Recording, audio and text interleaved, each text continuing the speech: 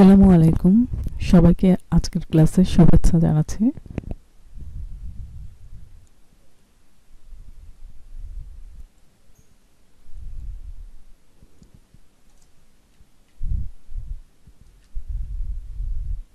আমরা সন্ধি পড়ছিলাম।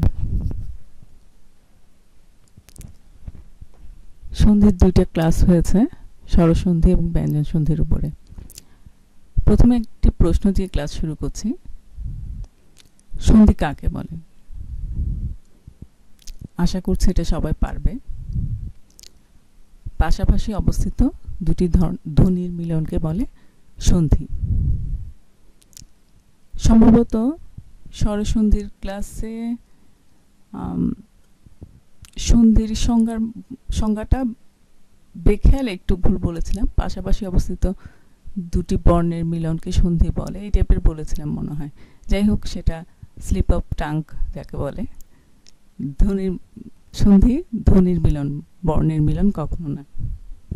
এখন কেউ কেউ বলতে পারে ধ্বনি আর বর্ণের মধ্যে কি এতই পার্থক্য? আমরা স্বরধ্বনি বলি, আবার স্বরবর্ণ বলি, ব্যঞ্জন ধ্বনি বলি, আবার ব্যঞ্জন বর্ণও বলি। হ্যাঁ, অনেক পার্থক্য, আকাশ পাতাল পার্থক্য। যেমন আমরা যদি মুখে বলি ক, সেটা হচ্ছে ধ্বনি, কিন্তু যদি ক লিখি সেটা হচ্ছে বর্ণ।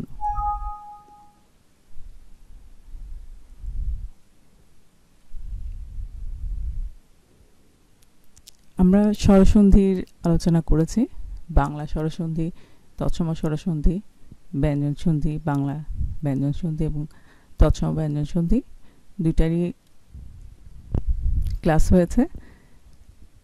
যারা দেখোনি একটু দেখে নিও।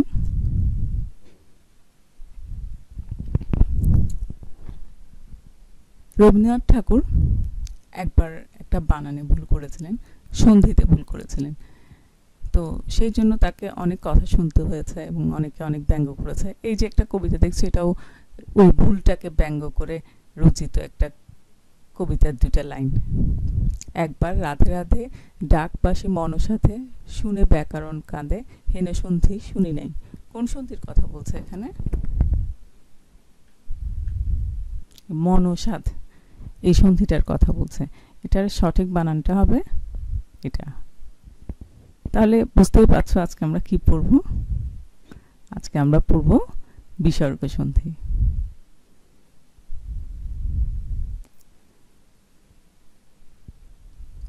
বিসর্গ, বিসর্গ মূলত বিসর্গের উচ্চারণটা কি? হ, হ বর্ণটি হচ্ছে ঘোষ বর্ণ। বিসর্গ মূলত হচ্ছে অঘোষ হ। অঘোষ হ মানে কি? হটার হালকা উচ্চারণ। যেমন আমরা ব্যথা পেলে বলি না উফ, বা কাউকে প্রশংসা করে বাহ। এখানে যে হয় উচ্চারণটা হচ্ছে, এটাই মূলত বিসর্গ। অবশ্য বাংলা ভাষায় এই হয়ের অঘোষ উচ্চারণ ছাড়াও আরও কয়েক রকম ব্যবহার আছে। যাই হোক, আজকে ওদিকে না যাই। বিসর্গ সাধারণত না, বিসর্গ দুই প্রকার, একটা হচ্ছে রজাত, একটা হচ্ছে স্বজাত। রজাত সজাত অর্থাৎ কি? সংস্কৃত ভাষায় শব্দের শেষে যদি র থাকে অথবা স থাকে, এই রসটা প্রায় রস উচ্চারণ না হয়ে বিসর্গের উচ্চারণ হতো। যেমন অন্তর না হয় অন্ত, পুরুষ না হয় পুরো। কিন্তু যখন এই শব্দগুলোর সাথে, এই শব্দের বিসর্গের সাথে যখন অন্য কোনো ধ্বনি যুক্ত হয়ে সন্ধি হয়, তখন আবার দেখা যায় বেশিরভাগ ক্ষেত্রে সেই রটা আর শটা আবার ফিরে আসে। বিসর্গ সন্ধি দুই প্রকার, একটা হচ্ছে বিসর্গ যোগ স্বরসন্ধি, বিসর্গ যোগ বিসর্গ যোগ স্বরধ্বনি দিয়ে একটা হয় সন্ধি হয়, বিসর্গ যোগ ব্যঞ্জন সন্ধি নিয়েও বিসর্গ সন্ধি হতে পারে। অবশ্য কেউ কেউ বলতে চায় যে বিসর্গ সন্ধিটা কোনো আলাদা সন্ধি না, কারণ বিসর্গটা তো কি, বিসর্গ তো ব্যঞ্জন বর্ণের অংশ, তাই না? আমাদের ব্যঞ্জন ধ্বনি সরি বারবার বর্ণ চলে আসে, মুখ দিয়ে আসলে বর্ণ ধ্বনি, এখানে আসলে ধ্বনি বলা উচিত। বিসর্গটা তো তোমার ব্যঞ্জন ধ্বনির অন্তর্গত, তাহলে এটা তো ব্যঞ্জন সন্ধি। এটা নিয়ে ব্যাকরণবিদদের মধ্যে একটু মতভেদ আছে। আসো এবার সরাসরি বিসর্গ সন্ধির নিয়মকানুনের দিকে চলে যায়। একটু মনোযোগ দাও, বইয়ের নিয়মকানুনগুলো কিন্তু একটু না বুঝলে একটু কঠিন লাগবে, একটু বুঝে বুঝে পড়তে হবে, ঠিক আছে? প্রথমে আসো বিসর্গযোগ স্বরসন্ধি। অধ্বনির পরস্থিত মানে পরে, অধ্বনির পরে বিসর্গের পর, অর পরে যদি বিসর্গ থাকে, এরপরে যদি অ থাকে, অর্থাৎ অ বিসর্গ অ, এই তিন মিলে হয়ে যায় ও। যেমন তত, তত যোগ অধিক কি, ততোধিক, ও হয়ে গেছে। অ মানে বিসর্গের আগে একটা অ আছে না, তত, আর এই অ, তিনটা মিলে হয়ে গেছে ও।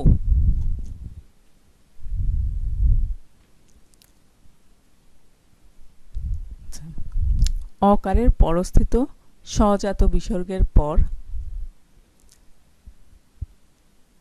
আচ্ছা সজাত কোনটা সজাত বিসর্গ কোনটা রজাত বিসর্গ সেটা আমরা কিভাবে বুঝবো? আসলে তেমন বোঝার উপায় নাই, কারণ আমরা তো আর সংস্কৃত ভাষা এতটা বুঝি না। সংস্কৃত ভাষার অনেক শব্দ আছে বাংলা ভাষায় ঠিক, কিন্তু সব শব্দে কি আর আছে নাকি, সব শব্দ তো আর জানি না। আচ্ছা যাই হোক, ঘোষ অল্পপ্রাণ ও ঘোষ মহাপ্রাণ ব্যঞ্জন ধ্বনি, নাসিক্য ধ্বনি কিংবা অন্তস্থ জ ব ল হ থাকলে অকার ও সজাত বিসর্গ উভয় মিলে ওকার হয়। একটু না বেশ কঠিনই লাগছে এগুলো, তাই না? আচ্ছা এই জায়গাটা আমি একটু বুঝিয়ে দিই। সজাত বিসর্গ কি, কোনটা কোনটা সজাত কোনটা কোনটা রজাত ঠিক ওভাবে বলা যাবে না, ঠিক আছে? সংস্কৃত ভাষা জানলে বলতে পারতাম, এখন বলতে পারছি না, কিন্তু আমি এই নিয়মগুলো বুঝিয়ে দিচ্ছি। ঘোষ অল্পপ্রাণ, ঘোষ মহাপ্রাণ ব্যঞ্জন ধ্বনি, নাসিক্য ধ্বনি, আসলে এত জটিল না করে এটা বলতে পারতাম যে বর্গের তৃতীয় চতুর্থ ও পঞ্চম ধ্বনি, তাই না?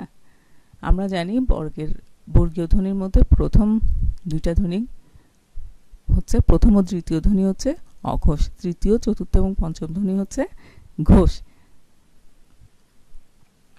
নাসিক্য ধ্বনিগুলো কিন্তু পঞ্চম ধ্বনি, তাহলে এক কথায় বর্গের তৃতীয় চতুর্থ পঞ্চম ধ্বনি। বর্গের তৃতীয় চতুর্থ পঞ্চম ধ্বনি কি বুঝতে পারছো তো? মনে করো ক খ গ ঘ উ, এটা হচ্ছে ক বর্গের। ক বর্গের মধ্যে তাহলে ক খ হচ্ছে অঘোষ, গ ঘ উ হচ্ছে ঘোষ, ঠিক আছে? আর এখানে নাসিক্য ধ্বনি আলাদা করে তো লিখিয়ে দিয়েছে, তাহলে পঞ্চম, তৃতীয় চতুর্থ পঞ্চম বর্গের। তাহলে অকারের পরে যদি সজাত বিসর্গ থাকে, এরপরে যদি বর্গের তৃতীয় চতুর্থ পঞ্চম ধ্বনি থাকে অথবা অন্তস্থ জ ব ল হ থাকে, তাহলেও ওকার হয়ে যাবে, তাহলে বিসর্গের জায়গায় ওকার হয়ে যাবে। আমার মনে হয় এটা বুঝতে পেরেছো।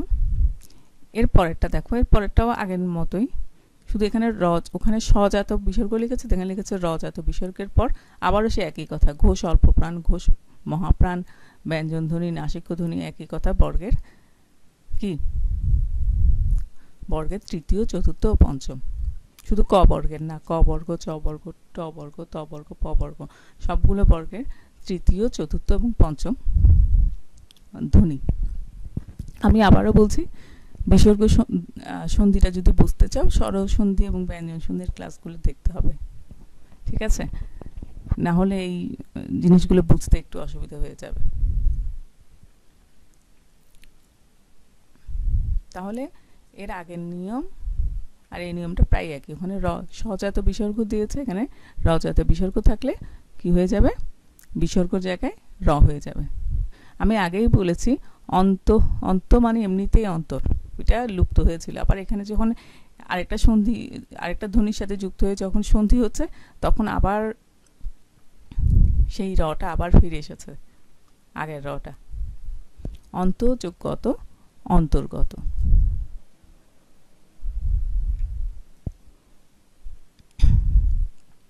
আচ্ছা, অভিন্ন অন্য স্বরের পরে বিসর্গ থাকলে এবং অভিন্ন বলতে বোঝাচ্ছে বিসর্গের আগেরটা। বিসর্গের আগে কি আছে, বিসর্গের আগে কোন ধ্বনিটা আছে তার কথা বলছে। আচ্ছা, বিসর্গ তো থাকবেই, বিসর্গ না থাকলে এটা তো বিসর্গ সন্ধি হবে না, তাই না? এবং তার সাথে যদি বর্গীয় ঘোষ অল্পপ্রাণ ও ঘোষ মহাপ্রাণ নাসিক ধ্বনি, আবারও একই কথা, মানে বর্গের কি তৃতীয় চতুর্থ পঞ্চম ধ্বনি এবং অন্তস্থ জ র ল ব হ এর সন্ধি হলে বিসর্গ স্থানে কি হবে, বিসর্গ স্থানে র হবে। র হবে মানে রেফ হয়েছে, তাই না? র আর রেফ তো একই কথা। যোগ বাদ আশীর্বাদ। ব্যতিক্রম, কেন ব্যতিক্রম? এটা একটু ই কিংবা উধ্বনির পরে বিসর্গের সঙ্গে র এর সন্ধি হলে বিসর্গ লোপ হয় এবং বিসর্গের পূর্ববর্তী স্বর দীর্ঘ হয়। নি যোগ রব নীরব, এখানে দেখো নয়ের ইটা দীর্ঘ হয়েছে, কিন্তু এটা ব্যতিক্রম, কারণ এখানে বলছে ই বা উধ্বনির পরে, এখানে আগের নিয়মে দেখো, আগের নিয়ম বলেছে অভিন্ন অন্য স্বরের পরে, তাহলে ই আর উটা তো অভিন্ন অন্য স্বর, র এর সঙ্গে হলে, এখানে কিন্তু র এর কথা আছে। আচ্ছা, র এর কথা, হ্যাঁ, অন্তস্থ জ র, তাহলে তো এটা এই এখানে র হওয়ার কথা, এখানে র না হয়ে এখানে বিসর্গের বদলে এই ইকারটা দীর্ঘ হয়েছে। এখানে হ্রস্ব ইকার ছিল, এখানে দীর্ঘ ইকার হয়েছে। এবার আসো শিষ্ধ্বনি। ব্যঞ্জন সন্ধির আলোচনার সময় আমি ধ্বনিতত্ত্ব নিয়ে একটু আলোচনা করছিলাম, এখনো কিন্তু ধ্বনিতত্ত্বের কথা আসছে। আসলে ধ্বনিতত্ত্বটা পড়া ছাড়া এই সন্ধিটা বোঝাটা কঠিন বললে অনেক কম বলা হবে। আচ্ছা, শিষ্ধ্বনি। শিষ্ধ্বনি কি কি? তালব্য স, মূর্ধন্য স এবং দন্তে সকে বলে শিষ্ধ্বনি একসাথে, ঠিক আছে? এখন তালব্য স হচ্ছে তালব্য শিষ্ধ্বনি, মূর্ধন্য স হচ্ছে মূর্ধন্য শিষ্ধ্বনি এবং দন্তে স হচ্ছে দন্ত শিষ্ধ্বনি। এটা কেন বলছি একটু পরে দেখবে।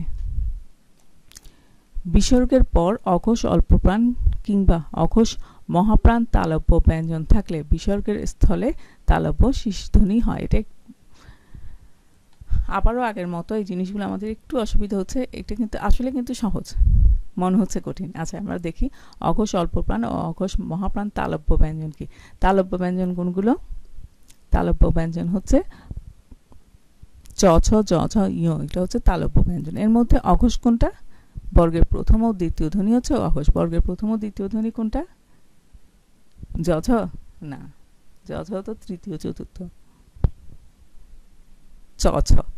তাহলে বিসর্গের, তাহলে সহজ কথা, এখানে অনেক কঠিন লাগছে, আসলে একদম সহজ।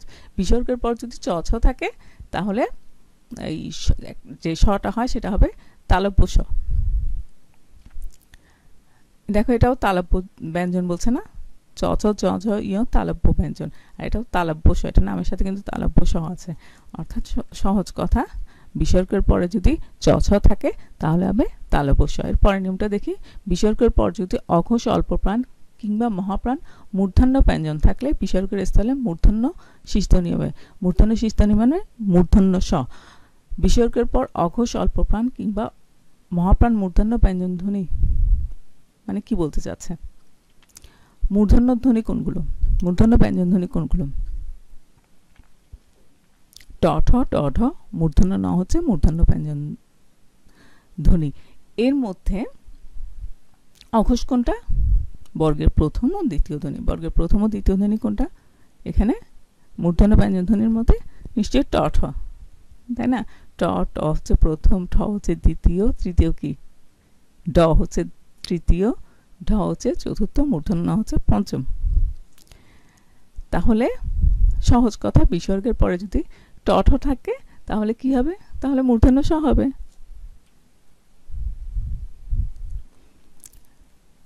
বিসর্গের পর অঘোষ অল্পপ্রাণ কিংবা মহাপ্রাণ দন্ত ব্যঞ্জন থাকলে বিসর্গের স্থলে দন্ত শিষ্ধ্বনি হয়। অর্থাৎ বিসর্গের পর, এটাও দেখো দন্ত ব্যঞ্জন ধ্বনি কোনগুলো? ত থ দ ধ দন্তে ন। এর মধ্যে অঘোষ কোনগুলো? অঘোষ অল্পপ্রাণ মহাপ্রাণ বর্গের প্রথম ও দ্বিতীয়।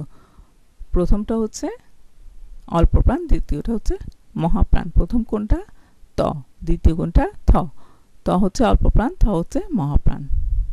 অর্থাৎ বিসর্গের পরে ত থ থাকলে দন্ত স হবে, দন্তধ্বনি দন্ত স। দেখো ত থ দ থ দন্তে ন, তাই না? তাহলে দন্ত স। সহজ না? কিন্তু এখানে কত কঠিন লাগছিল না আমাদের? আচ্ছা, এবার দেখো উদাহরণগুলো দেখো, আমাদের খুব পরিচিত উদাহরণ। নি যোগ চয় কি? নিশ্চয়। দেখো তালব্য স হয়েছে, এখানে চ আছে, তালব্য স হয়েছে। নি যোগ ঠুর কি? নিষ্ঠুর। দেখো মূর্ধন্য স হয়েছে। দু যোগ থ দুস্থ, এখানে দন্ত স হয়েছে, যেহেতু থটা দন্তধ্বনি। ঠটা মূর্ধন্য ধ্বনি, মূর্ধন্য স হয়েছে। চটা তালব্য ধ্বনি, তালব্য স হয়েছে।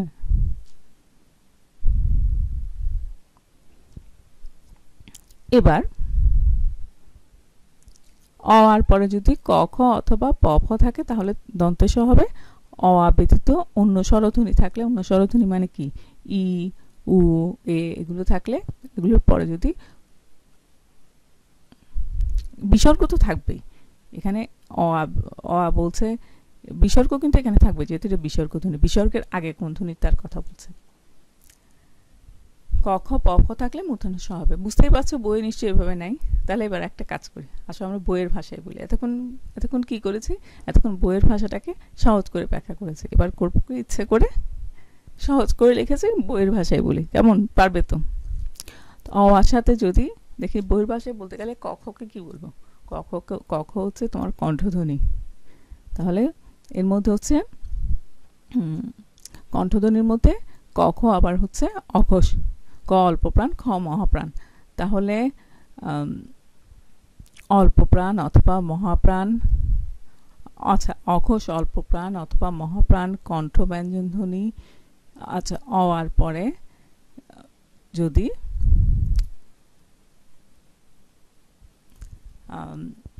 অঘোষ অল্পপ্রাণ অথবা অঘোষ মহাপ্রাণ কণ্ঠ ব্যঞ্জন ধ্বনি থাকে, অথবা অঘোষ অল্পপ্রাণ অথবা অঘোষ মহাপ্রাণ ওষ্ঠ ব্যঞ্জন ধ্বনি থাকে। প ফ ব ভ ম ওষ্ঠ ব্যঞ্জন ধ্বনি। ওষ্ঠ অর্থ হচ্ছে ঠোঁট।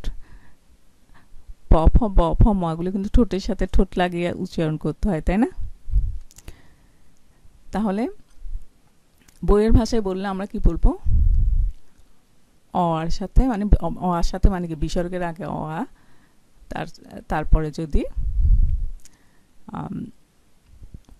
অঘোষ অল্পপ্রাণ অথবা অঘোষ মহাপ্রাণ কণ্ঠ ব্যঞ্জন ধ্বনি, অথবা অঘোষ অল্পপ্রাণ অঘোষ মহাপ্রাণ ওষ্ঠ ব্যঞ্জন ধ্বনি থাকে, তাহলে হবে দন্ত স।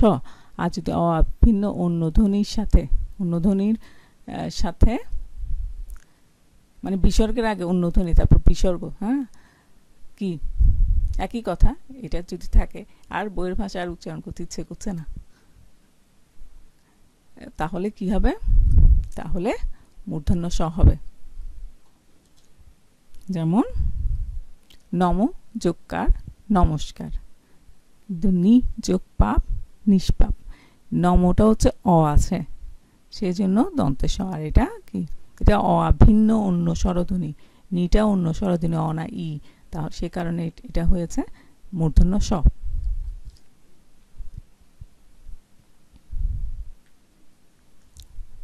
কোনো কোনো ক্ষেত্রে সন্ধির বিসর্গ লোপ হয় না, যেমন প্রাত যোগ কাল প্রাতকাল, এখানে লোপ পায়নি। যেমন আমি প্রথমে একটা কবিতার অংশ দেখেছিলাম না, রবীন্দ্রনাথকে ব্যঙ্গ করে, যে মনসাদ, ওখানেও যে ভুলটা হয়েছে, ওখানে এই বিসর্গটা লোপ পাবে না। ঠিক আছে?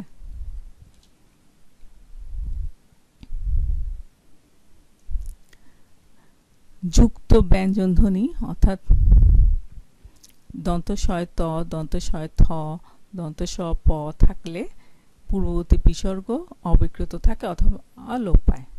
অর্থাৎ অবিকৃত থাকলে সেটাও শুদ্ধ, লোপ পেলে সেটাও শুদ্ধ। নিস্তব্ধ এভাবে লিখলেও শুদ্ধ, নিস্তব্ধ এভাবে লিখলেও শুদ্ধ। অর্থাৎ যুক্ত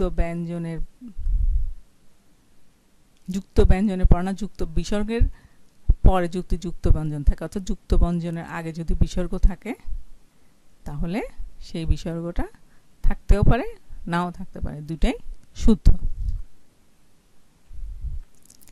আচ্ছা, সবাইকে ধন্যবাদ তো অবশ্যই। তার আগে একটা কথা বলি, ব্যাকরণটা যে কিছুটা অঙ্কের মতো সেটা তো বুঝতে পেরেছ। সুতরাং একটা অধ্যায়ের সাথে আরেকটা অধ্যায় কিন্তু সম্পর্কিত। যেমন সন্ধি পড়ার সময় ভালোভাবে বুঝতে পেরেছো যে ধ্বনিতত্ত্ব ভালোভাবে না বুঝতে পারলে কি সমস্যা হচ্ছে। সুতরাং কোনো একটা কিছু যদি তোমাদের সিলেবাসে নাও থাকে, তাও কিন্তু পড়তে হবে। সুতরাং এই ব্যঞ্জন ধ্বনি সন্ধি পড়তে গিয়ে যদি তোমাদের মনে হয় যে তোমরা ধ্বনিতত্ত্বের অনেক কিছুই বুঝছো না, ধ্বনিতত্ত্বটা যদি সিলেবাসে নাও থাকে, তারপরও এটা ভালোভাবে বুঝে বুঝে পড়ে নিবে। ঠিক আছে, সবাইকে অনেক ধন্যবাদ।